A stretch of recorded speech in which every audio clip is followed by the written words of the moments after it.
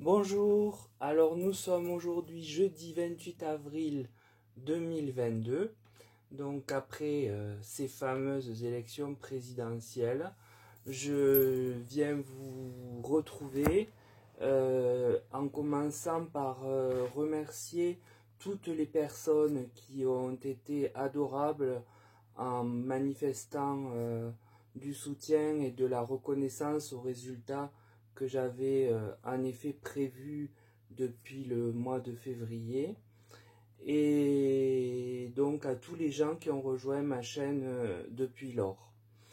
Je ne vais pas rentrer dans les polémiques qui sont d'actualité sur les chaînes de cartomancie ou tarologie ou autres à ce sujet. À mon avis, ça n'en vaut pas la peine. Et comme je vous le dis, j'essaie de rester neutre, y compris dans le tirage que je vais vous faire. Donc ne pensez pas que je suis pour un tel, peu importe. Moi, je ne fais que lire un message que me donnent mes tarots suite à une question que je leur ai posée. J'espère que vous garderez simplement ça à l'esprit, c'est ce qui m'importe. Donc voilà, j'ai posé la question de savoir que penser d'une majorité pour le président de la République lors des législatives de juin. Donc avec le tarot de Marseille, l'oracle de la Triade et l'oracle de Béline, à force vous les connaissez par cœur comme moi,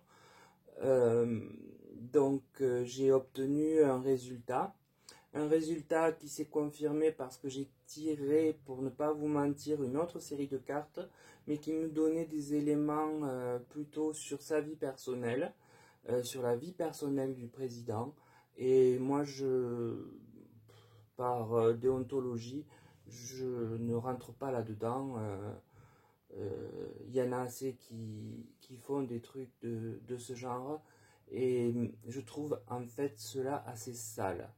Donc, pour en revenir à ma question, donc le président aurait-il une majorité lors des législatives? Le tarot de Marseille me donne la tempérance. Donc cet arcane évoque ici, selon mon ressenti, ce qui se prépare dans l'invisible. J'entends par là le positionnement des principaux partis qui sont en train de jauger leur ralliement ou non, et leur façon d'agir au moment des votes législatifs. Puis j'ai un second, donc le pape. Cette lame du tarot vient me parler du maintenant quant à la question, et en dire l'aspect. C'est-à-dire que pour lui, avoir une majorité semble être le fruit d'une sagesse pour éviter d'emblée une cohabitation. Il apporte donc les honneurs sur cette majorité. C'est un choix que le destin, et pas moi, envoie de façon réfléchie et positive, appuyée de force et de crédibilité. Voilà, donc ça, c'est pas moi, c'est l'arcane du tarot qui dit ça, je le répète. Puis vient la papesse, la carte vient à peu près donner les mêmes énergies positives et réfléchies au détail près, que il va y avoir table rase du passé et que de l'austérité va s'installer. Alors, pour résumer ces quelques cartes du tarot, ces trois cartes, eh bien, il expose la mise en place des énergies relatives aux législatives. Les interrogations sont pointées du doigt, et la sagesse semble porter son choix sur une majorité pour le président élu Emmanuel Macron. Néanmoins, il faut après cela s'attendre à ce qu'il y ait une forme de tabula rasa sur le passé et une manière austère d'envisager les événements. L'oracle de la triade me donne le voyage. La carte, ici, ne vient dire rien d'autre que simplement avertir de remous et d'instabilité. Une situation qui fait perdre notre vision des choses, parce qu'en fait, imaginez comme quand on est sur un bateau qui remue, eh bien ça tangue et on n'a pas les yeux qui sont tellement nets pour décider. Puis vient en second l'élévation. Sous le pape, qui apporte, comme je vous l'ai dit, les honneurs à la majorité présidentielle, cela vient montrer la force et la puissance du président, lequel semble obtenir ses pleins pouvoirs, et l'imagerie de la carte, si vous la détaillez, sans parler du nom, est déjà très évocatrice. En troisième position, j'ai le désert. Là encore, placé sous la papesse, et donc sous ce sentiment d'austérité qu'elle apporte, il semble que vienne se greffer un lourd sentiment de solitude pour le chef de l'État. Donc l'oracle de la triade vient parler de position pour la tête de l'État qui va être secouée, et la nôtre aussi de fait, malgré une majorité qui semble bien lui être acquise et sur laquelle se greffe a priori un état de traversée du désert. Viennent les pénates avec l'oracle Béline. Alors ici, je m'interroge si déjà l'oracle ne vient pas me parler de sa vie privée et me dire que le président est dans ses pénates et que ce sentiment de solitude y est inscrit. Et c'est un sentiment que j'ai déjà pu ressentir sur des tirages anciens, mais que je n'ai pas laissé en ligne parce qu'il me semblait être du ressort de sa vie privée. En second, j'ai la beauté. Donc cette carte jupitérienne placée sous les pouvoirs et l'élévation vient renforcer le sens de l'obtention d'une majorité pour lui-même. Et en dernière carte, j'ai la trahison. Alors, cette carte est l'une des plus à craindre de l'oracle Béline, et il semble que cette austérité manifeste en haut de colonne avec la papesse ne vienne compléter les déboires que la trahison amène. Trahison qui peut se diversifier. Est-ce que c'est dans les pénates? Est-ce que c'est général? Personnellement, je pense que ça peut s'additionner.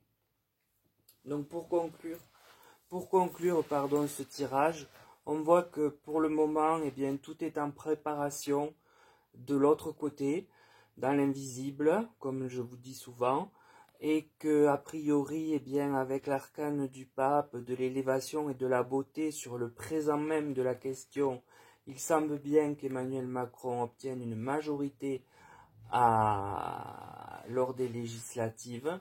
Ce que j'ai déjà vu sur une vidéo que j'ai faite et que vous pourrez retrouver dans une playlist que je vais créer qui s'appellera Législative 2022. Néanmoins, il va rencontrer des difficultés, une sorte de traversée du désert, beaucoup de remous qui vont aussi nous impacter et des trahisons qui pourraient aller jusque dans ces pénates. Voilà ce que j'avais à vous dire pour ces législatives, en tout cas en première lecture, en premier jet, on va dire. Donc encore une fois, je remercie tous ceux qui qui ont été là. Sachez que je fais aussi des guidances personnalisées. Vous pouvez en connaître les modalités, toutes les modalités en me contactant par mail. Sinon, eh bien écoutez, à part dire merci aux nouveaux abonnés et un grand merci à tous ceux qui m'ont envoyé des mails de soutien, de réconfort, d'approbation de ce que j'avais dit.